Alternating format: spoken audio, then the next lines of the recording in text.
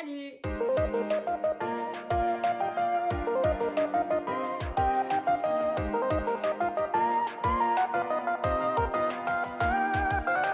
Aujourd'hui, on se retrouve pour ma 4e vidéo Facecam et aujourd'hui, on va parler Enter that girl era, that healthy girl era. Parce qu'aujourd'hui, on va parler Vision Board 2025. Et je sais, on est au mois d'avril, mais vaut mieux tard que jamais. Mieux vaut tard que jamais, c'est pareil. Mieux vaut tard que jamais parce qu'en 2025, on oublie le mot résolution. Parce que les résolutions, on sait que ça existe depuis la préhistoire et que personne ne les respecte jamais. Et au lieu de résolution, on va parler action. Donc, on va parler Vision Board aujourd'hui. Alors, le Vision Board, je sais que c'est à la mode. Je sais que tout le monde fait des vidéos dessus. Je sais que tout le monde parle de Vision Board. Mais je sais que c'est peut-être bateau ce que je vais dire. Mais franchement, ça aide vraiment. Parce qu'en fait, la différence du Vision Board avec des résolutions, c'est quoi? C'est que les résolutions, ce sont des choses qu'on va dire vouloir faire. Et le Vision Board, rien que déjà le fait de faire un Vision Board, ça montre vraiment que vous vous mettez à fond dans ce que vous voulez accomplir. Le Vision Board, c'est visuel. Les résolutions, c'est que oral. Vous allez juste dire « j'ai envie de faire ça ». Ou à la limite, vous allez l'écrire. Avec le Vision Board, ça va avoir un impact beaucoup plus fort sur votre cerveau parce que vous allez avoir les images de la finalité de ce que vous voulez accomplir. Par exemple, vous voulez accomplir en 2025 un voyage à Hawaï, vous allez mettre dans votre Vision Board une photo de Hawaï. Et rien que le fait de le voir, ça va vous donner envie parce que vous allez voir la belle mer bien bleue, l'océan bien bleu, les petits poissons, le sable chaud, etc., les palmiers. Et donc, ça va avoir beaucoup plus d'impact sur votre cerveau. Et je trouve qu'on est beaucoup plus efficace avec un Vision Board que juste avec une simple idée de « j'ai envie de faire ça ». Donc voilà, je vous ai expliqué la raison de pourquoi faire un Vision Board. Maintenant, on va passer aux astuces pour pouvoir le créer pour rester discipliné toute l'année. Alors la toute première étape avant de vouloir créer le Vision Board en lui-même, on va pas aller trop vite. Cette première étape, ça va être la plus importante de toutes, donc vraiment écoutez bien. Vous allez faire un brainstorming. Qu'est-ce que c'est un brainstorming? Le brainstorm, c'est quand vous pensez à un thème en particulier, qu'on vous dit, ok, pensez au thème de l'équitation par exemple, et hop, vous allez noter autour tout ce qui vous fait penser à ce thème-là, chevaux, selle, obstacles, peu importe. Donc ça, c'est le brainstorming, c'est avoir un thème principal et noter vraiment tout ce qui vous vient en tête à côté, même les choses que vous pensez le plus insignifiantes, parce que souvent celles que vous pensez le plus insignifiantes, ce sont vraiment les plus importantes. Donc vous allez faire exactement la même chose avec vos objectifs du Vision Board 2025. Donc, en thème principal, vous allez écrire, je sais pas, au milieu de la feuille, objectif 2025. Voilà, objectif 2025, vous notez ça. Et là, vous vous dites, maintenant, je note tout ce qui me fait penser à ce que j'aimerais accomplir en 2025. Vous notez tout ce que vous avez envie de faire dans votre vie. Tout. Vous les notez tous. Même s'il y en a 40, c'est pas grave, vous notez tout. Donc, vous brainstormez, vous notez, je sais pas, voyage, travail, perso, pro, toutes les catégories différentes.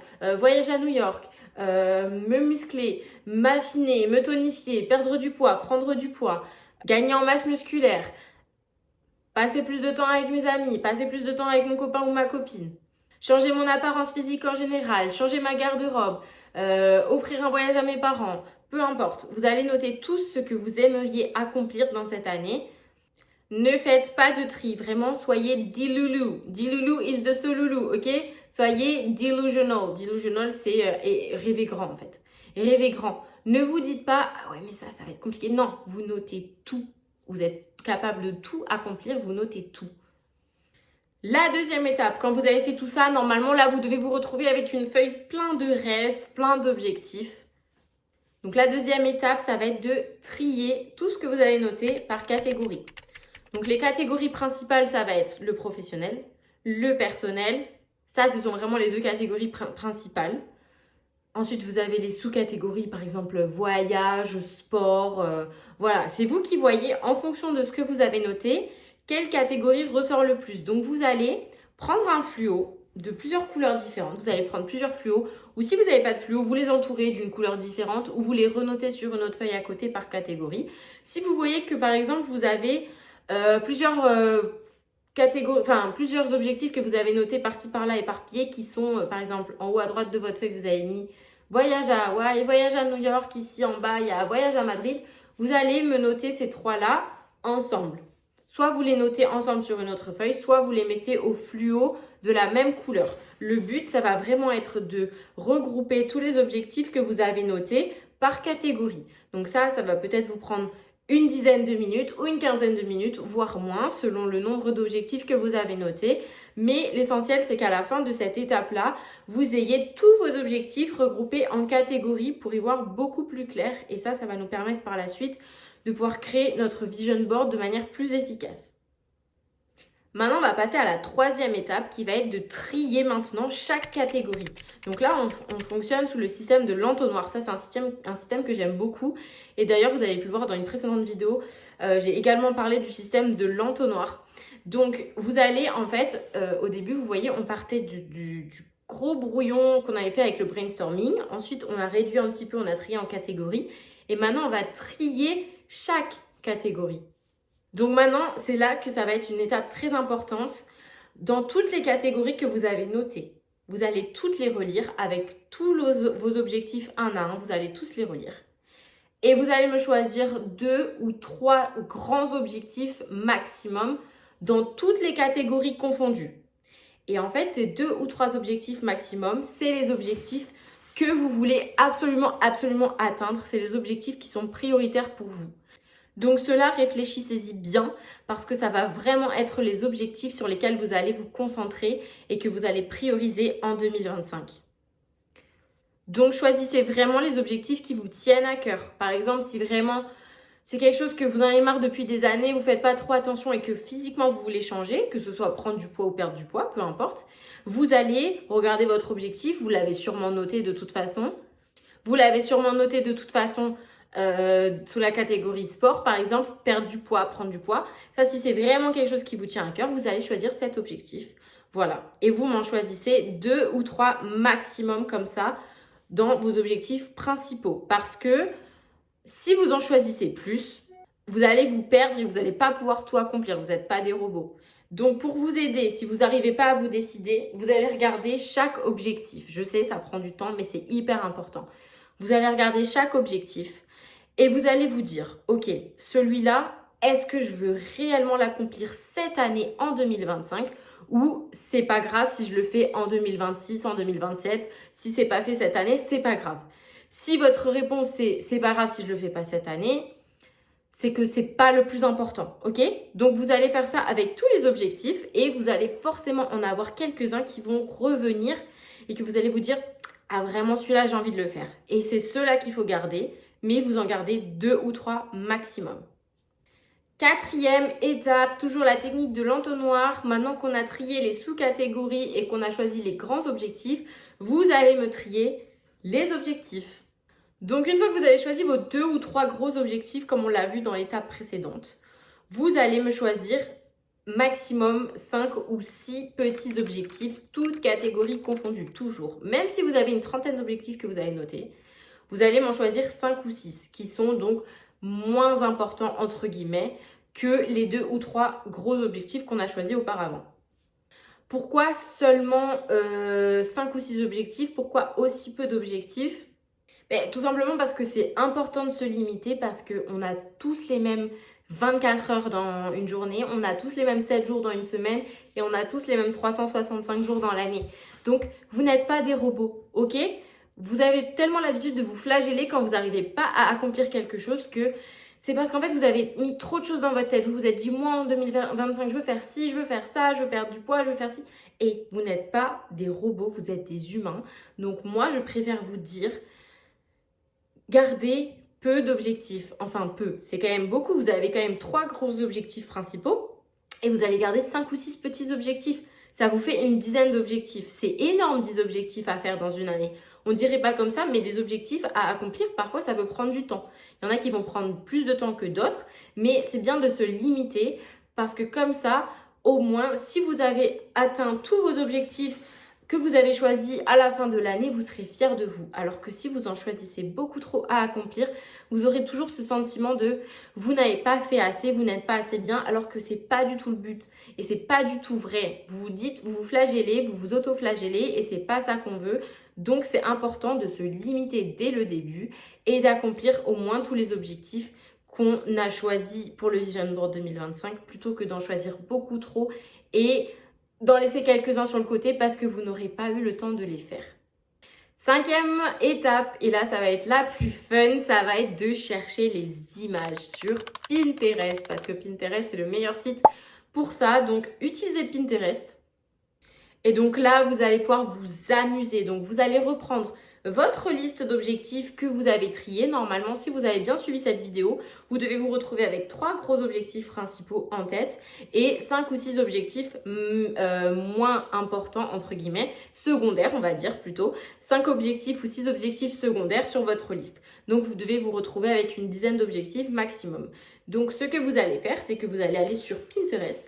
Vous allez commencer par votre gros objectif et vous allez chercher des images, une ou des images, d'ailleurs, vous pouvez en choisir plusieurs, il n'y a aucun souci, qui vous parlent. Celles que, si vous tombez dessus, vous allez vous dire « Ah oui, ça c'est mon style et tout ». D'accord? Vous n'allez pas choisir des images, par exemple, parce que vous l'avez vu sur le vision board de quelqu'un d'autre et ça rend esthétique. Non, vous choisissez quelque chose qui vous correspond, ok? Donc, vous choisissez vos images. Ça peut être une image par objectif ou 2 ou 3 ou 4 ou 5 images par objectif. Là, vraiment, il n'y a pas du tout de règle. C'est votre vision board. Voilà, le plus important, c'était vraiment de trier les objectifs qu'on veut accomplir. Maintenant, il n'y a pas de règle. Vous choisissez les images ou l'image qui vous parle. Et j'ai une petite astuce. N'hésitez pas à rajouter également dans votre vision board, quand vous cherchez les images, des citations. Donc, n'hésitez pas à chercher des citations qui vous parlent. Ça va aussi vous aider en plus d'avoir les images visuellement. Comme ça, vous aurez également des citations en plus. Et ça, je trouve que ça peut nous aider des fois quand on a un petit coup de mou ou peu importe, un petit coup de baisse de morale. Et enfin, la dernière étape, une fois que vous avez choisi toutes vos images, que vous avez tous vos objectifs pour cette année, ça va être de créer le vision board. Alors, pour créer le vision board, soit vous le faites juste sur votre téléphone, soit vous le faites sur un carton où vous allez coller les images, etc. Soit vous le faites sur les deux. Moi, personnellement, je vous conseille de faire sur les deux parce que je trouve que c'est important d'avoir le vision board que vous allez pouvoir accrocher quelque part que seulement l'avoir sur le téléphone. Parce que sur le téléphone, oui, vous allez le voir tous les jours, c'est très bien. Mais souvent, on a tendance à juste déverrouiller très vite son téléphone et pas faire attention. Donc moi, je vous conseille d'imprimer les images et de les coller sur le carton en plus de l'avoir sur votre téléphone. Si vous ne voyez pas ce que je veux dire par imprimer les images et le coller pour faire un vision board, je vous mets une image juste ici, ça va plus vous parler. Donc voilà, il n'y a pas de règle, mais c'est un conseil. Faites les deux options, ce sera toujours plus bénéfique pour vous que juste l'avoir sur un écran tactile. Alors pareil, pour la création du vision board, pour où vous allez coller vos images, il n'y a pas de règle. C'est ce qui vous convient. De toute façon, ça va vous venir naturellement comment vous allez vouloir les coller et l'organiser. Moi, j'ai un conseil, c'est que je vous conseille de coller les images de vos 2 ou 3 gros objectifs, vous savez, qu'on avait noté en premier, les gros objectifs importants. Je vous conseille de les coller au centre du vision board parce que votre regard va forcément se porter automatiquement sur le centre du vision board. Donc, comme ce sont vos objectifs les plus importants, ce que vous voulez vraiment accomplir en tout premier, vous les collez au centre. Bien évidemment, comme je le dis, c'est un conseil. Vous n'êtes pas du tout obligé de l'appliquer, mais en tout cas, je trouve que ça fonctionne pas mal. Ensuite, pareil, pour les petits objectifs secondaires, il n'y a pas de règle, c'est comme vous voulez. Mes conseils que je vous donne, moi personnellement, j'aime bien les coller par catégorie. Donc, une fois que j'ai collé mes 2 ou 3 gros objectifs au milieu du vision board, je vais coller par catégorie tout autour de mes 2 ou 3 gros objectifs. Donc, toutes mes images liées au sport, je vais les coller en haut. Juste en dessous, je vais coller toutes mes images liées à l'alimentation. En dessous, je vais coller mes images liées au voyage. Donc voilà, vous les triez par catégorie. Au moins, ça vous permet d'avoir l'esprit très clair, je trouve. Vous savez que si vous avez un petit coup de mou concernant un objectif, vous savez que je l'ai collé là, je vais regarder ce côté-là du vision board. Parce que si vous regardez votre vision board mais que c'est un petit peu désorganisé, vous allez regarder mais votre cerveau ne va pas trop comprendre ce qui se passe. Vous allez regarder des images différentes mais vous n'allez pas réussir à les associer avec un objectif puisqu'elles seront désorganisées. C'est pour ça que moi, je vous conseille de coller les images par catégorie. Petite astuce avant de terminer cette vidéo. Donc, vous faites votre vision board et je vous conseille de l'accrocher là où vous passez le plus souvent dans votre maison tous les jours. Donc moi personnellement je l'accroche devant mon lit, c'est-à-dire que mon lit, je suis couchée comme ça, donc je vais l'accrocher en face. Alors que si je le mets au-dessus de ma tête dans le lit, ben, je ne vais pas vraiment le regarder. Alors que si vous êtes par exemple dans votre lit et que vous regardez en face, vous l'avez forcément en face de vous. Donc trouvez un endroit dans votre maison, moi je parle de mon lit parce que ça me concerne, mais trouvez un endroit dans votre appartement, dans votre maison où vous savez que vous passez tout le temps devant et que vous allez prendre le temps de vous arrêter pour le regarder. C'est hyper important de regarder ce vision board tous les jours parce que ça va vraiment vous motiver. Si un jour vous avez un coup de mou, regardez votre vision board, je vous jure que des fois, c'est la clé pour redémarrer tout de suite et se remettre au travail. Donc, n'hésitez pas à le coller dans un endroit où vous allez le regarder très souvent. Et en plus de ça, mettez-le sur votre téléphone. Donc, vous allez le faire en format papier et vous allez également le faire en format téléphone. Vous me le mettez en fond d'écran. Tant pis pour la photo de votre copain ou de votre copine. Maintenant, c'est les objectifs. Vous passez aux objectifs et vous mettez votre vision board dessus. Donc voilà, cette vidéo est terminée pour aujourd'hui. J'espère qu'elle vous aura plu. J'espère que mes conseils vous auront aidé. N'hésitez pas à me dire dans les commentaires si vous allez essayer d'appliquer ma méthode pour créer votre vision board. Et si vous avez également d'autres astuces, vous, quand vous créez votre vision board, n'hésitez pas à les partager en commentaire afin de pouvoir vous aider entre vous. Et ça me ferait plaisir de pouvoir lire vos astuces. Je vous remercie d'avoir visionné cette vidéo et je vous dis à la prochaine. Bye!